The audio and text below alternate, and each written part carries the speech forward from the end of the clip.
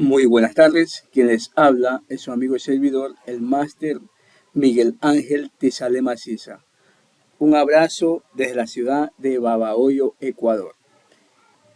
Aplicación de los disipadores de energía a estructuras de hormigón armado de gran altura. Director de trabajo, el doctor Amadeo Benavents Clemens. Como índice tenemos los objetivos, metodología, definición de estructura convencional, desarrollo de modelo numérico de estructura convencional, dimensionado de la estructura con disipadores, desarrollo de modelo numérico de la estructura con disipadores, comparación de estructura convencional y con disipadores. Finalmente, las conclusiones. Como objetivos general, tenemos lo siguiente, que se trata de aplicar la tecnología de los disipadores de energía a una estructura de hormigón armado porticada de gran altura, en este caso de 24 plantas, localizada en una zona de elevada sismicidad, aplicando el método energético que incorporará la próxima generación del Eurocódigo 1998 y compararla con una estructura convencional de hormigón armado a base de pórticos y muros. Como objetivos específicos tenemos lo siguiente. Primero, comparar el dimensionado de la estructura convencional con el dimensionado de la estructura principal con disipadores de energía en términos de cantidad de acero y hormigón empleado. Segundo, comparar la respuesta dinámica bajo 3 terremotos históricos en términos de desplazamientos máximos entre plantas, desplazamiento relativo máximo respecto al suelo, aceleración máxima absoluta de cada nivel y rotación plástica máxima en las rótulas.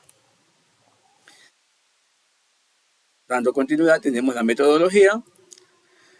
Primero, se dimensionaron dos estructuras con la misma geometría global, como son números de vanos, luces, números de plantas, altura entre plantas. Una estructura se resolvió con una solución convencional a base de pórticos y muros de hormigón armado. La segunda estructura es una solución innovativa que emplea pórticos y disipadores de energía eléctricos. Segundo, la estructura convencional se dimensionó aplicando la norma ecuatoriana de la condición NEX 2015 y también la norma americana AC641. Tercero, la estructura con disipadores se proyectó con el futuro Eurocódigo 8 de 1998. Cuarto, se calculó la cantidad de acero y hormigón de ambas estructuras. Quinto, se realizaron cálculos dinámicos directos para obtener la respuesta bajo 3 terremotos históricos. Sexto, el trabajo realizado consistió en simulaciones numéricas con los programas ETABS, Excel y MATLAB. Definición de estructura convencional. La estructura convencional trata de una torre de marcos de concreto con planta irregular de 24 niveles de altura. Esta estructura presenta grandes luces, entre otros factores de que generan irregularidad estructural. Cabe mencionar que se emplearon muros de corte para limitar los desplazamientos laterales.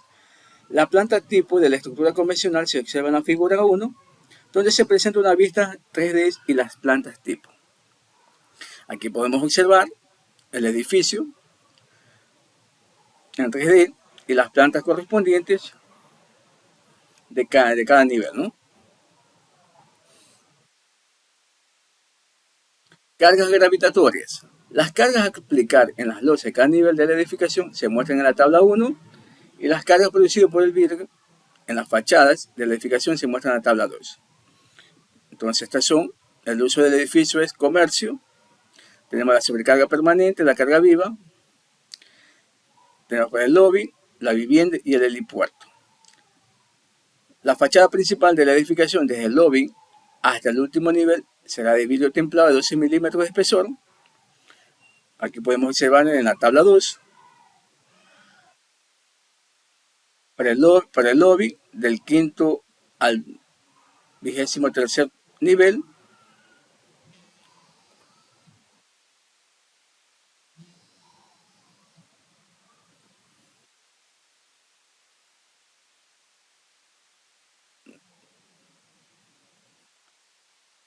tenemos la carga sísmica. Se realizaron dos análisis sísmicos, como son el análisis estático y el análisis dinámico espectral. Tenemos la aceleración espectral, el periodo de vibración. En la figura 2 tenemos el periodo de diseño en aceleraciones. Tenemos el espectro elástico de color amarillo y el espectro inelástico de color azul. Tenemos las dimensiones de los elementos estructurales de la edificación. Tenemos los niveles, la resistencia a la compresión del concreto, el espesor de la losa postensada, las vigas en la dirección X, las dimensiones y las dimensiones de las vigas en la dirección y la resistencia a la compresión del concreto para las columnas y así para los muros, ¿no? Tenemos el módulo de Poisson y el peso específico del hormigón. Y aquí tenemos, ¿no? Ok. Desarrollo de modelo numérico de estructura convencional. Bueno, la estructura convencional se modelizó de la siguiente manera. Las vigas se modelizaron mediante elementos lineales con una rótula plástica en cada extremo y las rótulas eran elementos tipo M3 de ITAPS. Como podemos observar aquí en la gráfica, ¿no? En la figura 3, los modelos no lineales para los elementos. Los pilares se modelizaron mediante elementos lineales con una rótula plástica en cada extremo y las rótulas eran de tipo P, M2, M3 que tienen en cuenta la interacción del momento con el axial. Los muros se modelizaron mediante modelos de fibra con una rótula plástica en el centro del muro, eran del tipo PM3, que tiene en cuenta la interacción del momento alrededor del eje 3 con el axial. La modelización, en la figura 4 tenemos la ley típica momento de rotación que propone la ASIC 641. ¿no? En la figura 5 tenemos las rótulas plásticas en el nivel 2 del vano 4, ¿no? Las rótulas plásticas en las vigas y la rótula plástica en las columnas. ¿Cómo es que se asignan? Bueno, las propiedades no lineales del material. Características no lineales del acero, características no lineales del concreto. Para el acero tenemos el tipo de histéresis cinemático, las curvas de esfuerzo de formación es paramétrica simple, lo que podemos observar en la siguiente gráfica de la figura 6, ¿no? Y en las características no lineales del concreto, el tipo de histéresis es el de Takeda, la curva de esfuerzo de formación el de Mander. Como podemos observar en la figura 7, podemos ver la curva de esfuerzo de formación del concreto y en la figura 6 la curva de esfuerzo de formación del acero. El dimensionado de la estructura con disipadores. Entonces, la estructura con disipadores trata de una torre en marco de concreto con planta irregular de 24 niveles de altura. Esta estructura presenta grandes luces, entre otros factores de que generan irregularidad estructural. Cabe mencionar que se emplearon disipadores de energía dependientes del desplazamiento para limitar los desplazamientos laterales. La planta tipo de la estructura con disipadores se observa en la figura 8, donde se presenta una vista en 3D y la elevación, ¿no? Que aquí podemos observar, ¿no?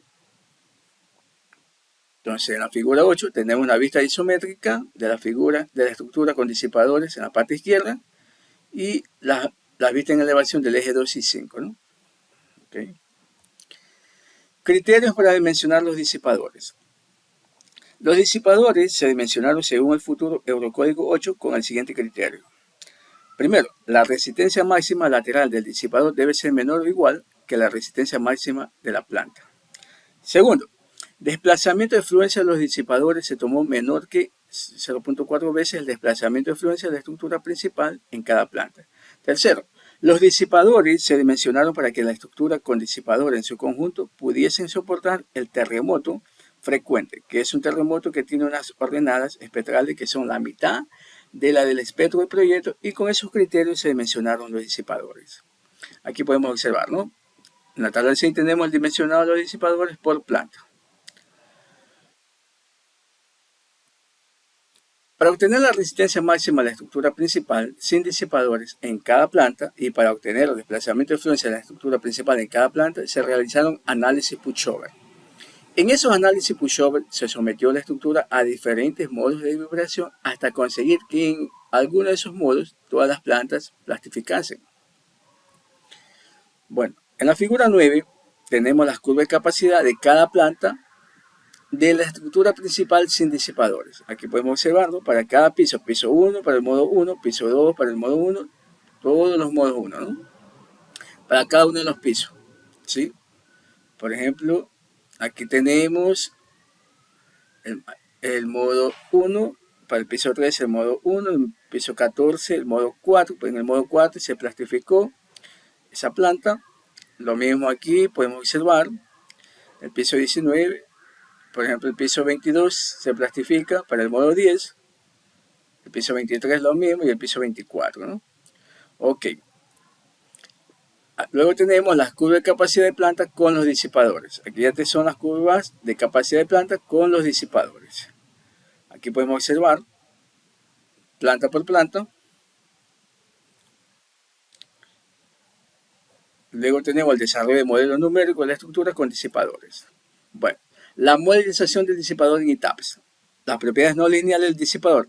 Tipo de link, multilineal plástico, tipo de estéresis, isotrópico. Entonces aquí podemos observar las propiedades no lineales del disipador.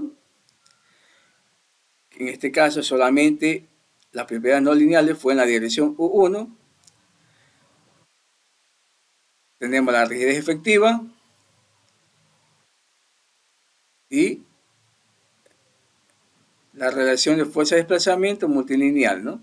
Como se puede observar. Y en la parte de derecha tenemos el modelo de estéresis isotrópico, ¿no?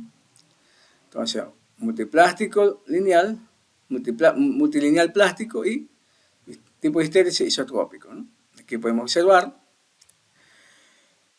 Y luego tenemos la cantidad de material empleado en la estructura convencional y la estructura con disipadores. Como podemos observar, en la tabla 7, el área de acero en estructura convencional y la estructura con disipadores. Para las vigas, se pueden ver que se tiene 1350,70 centímetros cuadrados, que en la estructura convencional tiene 2061,25, y como podemos observar, hay una diferencia del 65%, cuando se usa una diferencia del 65%, cuando la estructura es con disipadores, para las vigas, para las columnas el 68%, y en total tenemos una diferencia del 68,28%, ¿no? Eso significa que cuando usamos una estructura con disipador estamos ahorrando acero, ¿no? Estamos ahorrando la cantidad de acero. Luego, en lo que se relaciona al concreto, lo mismo, ¿no? Podemos observar que tenemos un ahorro de concreto del 76,85%. Esto significa que una estructura con disipador se ahorra en acero y concreto, ¿no? En la figura 12 tenemos los terremotos que hemos usado para este estudio, como es el de Gasly, el de Erzincan y el de Cape Mendocino, ¿no? Que son registros históricos. Estos terremotos se escaló al espectro elástico de la normativa NES 2015. Aquí en la tabla 9 tenemos la duración y el PGA de los terremotos, ¿no? La duración de Gasly, Erzincan y Cape. Y el PGA, ¿no? Que viene dado en centímetros por segundo al cuadrado. Podemos observar que el de Gasly era el de mayor PGA. Y la comparación de estructura convencional y con disipadores, podemos ver el análisis y resultados. Cálculos dinámicos, integración directa, tiempo historia con etapas. La respuesta buscada: desplazamiento máximo respecto al suelo, desplazamiento máximo entre plantas, aceleración máxima absoluta de cada nivel y rotación plástica máxima de la estructura, ¿no? Esto fue lo que se estaba buscando en el estudio de los cálculos dinámicos, integración directa, tiempo historia con etapas. Aquí podemos observar los desplazamientos máximos respecto al suelo. En la figura 14 y 15 se muestran los desplazamientos máximos respecto al suelo obtenidos de los tres análisis tiempo-historia no lineales para la estructura convencional. Aquí tenemos el convencional y con disipadores, ¿no? Los desplazamientos. En la figura 16 y 17 se muestran las distorsiones entre pisos obtenidos de los tres análisis tiempo-historia no lineales. Para la estructura convencional, esta es la estructura convencional y con disipadores. En la figura 18 y 19 se muestra la aceleración máxima de cada nivel obtenido de los tres análisis tiempo-historia no lineales para la estructura convencional y con disipadores, ¿no? Aquí en la figura 18 son las aceleraciones máximas absolutas de cada piso para la estructura convencional, y en la figura 19 tenemos las aceleraciones máximas absolutas de cada piso para disipadores. Luego tenemos la rotación plástica máxima en las rótulas para estructura convencional. En la figura 20 se muestra la rotación plástica máxima en vigas y columnas obtenido de los tres análisis tiempo-historia no lineales para la estructura convencional, ¿no? Aquí, en las vigas y columnas, esta fue la rotación máxima para el terremoto de Gasly, para el terremoto de Elsincan, tenemos aquí, esta es la rotación máxima, y la rotación plástica máxima en la rótula para el terremoto de Cape. Esto es para la estructura convencional. Ahora, la rotación plástica máxima en las rótulas para la estructura convencional, entonces aquí podemos observar, ¿no? Tenemos aquí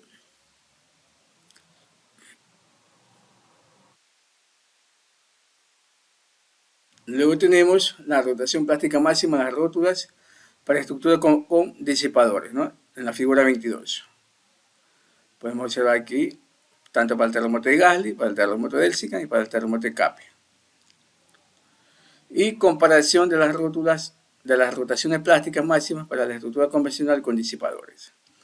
En la tabla 10, como se puede ver, la estructura convencional con disipador para el terremoto de Gasly tiene mayores rotaciones plásticas para las vigas, columnas y muros.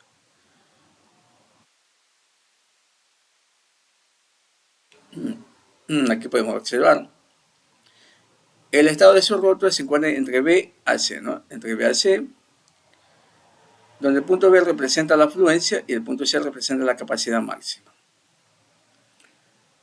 Entonces tenemos para Gasly, para la estructura convencional y para la estructura con disipador, tanto para el registro de Gasly, Elsincan y Cape.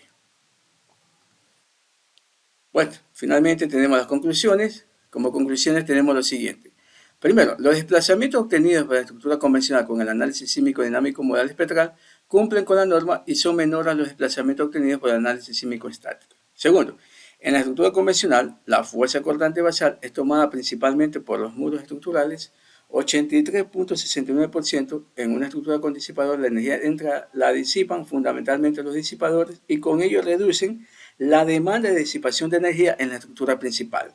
Tercero, la comparación de los pesos totales de los materiales empleados en la estructura apunta a que los sistemas estructurales con disipadores son sistemas económicamente competitivos. En el estudio realizado, la estructura con disipadores de energía requirió aproximadamente un 30% menos de hormigón que la de convencional y unas solicitaciones en la cimentación en general menores, comparado con estructuras convencionales del mismo tamaño e implementación arquitectónica. Cuarto, los modelos numéricos no lineales requeridos para idealizar estructuras de tamaño de las investigadas en este trabajo son complejos y la realización del cálculo dinámico en directo con ellos pueden resultar muy costosos en tiempo de cálculo. Quinto, el peso total de los disipadores, aproximadamente 300 toneladas, considerando que se colocan los mismos disipadores en ambas direcciones X y Y. Es una cantidad muy pequeña comparada con el peso total de acero que tiene la estructura con disipadores, aproximadamente 6.850 toneladas. Las dimensiones de la cimentación que se requieren en la estructura convencional por la presencia de los muros es presumiblemente significativamente mayor que la que se requiere la estructura con disipador. Ello no solo por la presencia de los muros, sino porque el cortante basal total que transmite la estructura convencional, 1.561 toneladas, es mayor que el que transmite la estructura con disipador, 1.364 toneladas. Séptimo, se realizaron cálculos dinámicos directos de la estructura convencional y con disipadores bajo 3 terremotos históricos. Los desplazamientos máximos de la estructura con disipadores son del orden de un 18,82% inferiores a los desplazamientos máximos con respecto al suelo de la estructura convencional. 8. Los desplazamientos máximos entre plantas de la estructura con disipadores son menores en un 34,81% que la estructura convencional. 9. Las aceleraciones máximas en la estructura con disipadores son aproximadamente la mitad que nos dé la estructura convencional. Muchas gracias.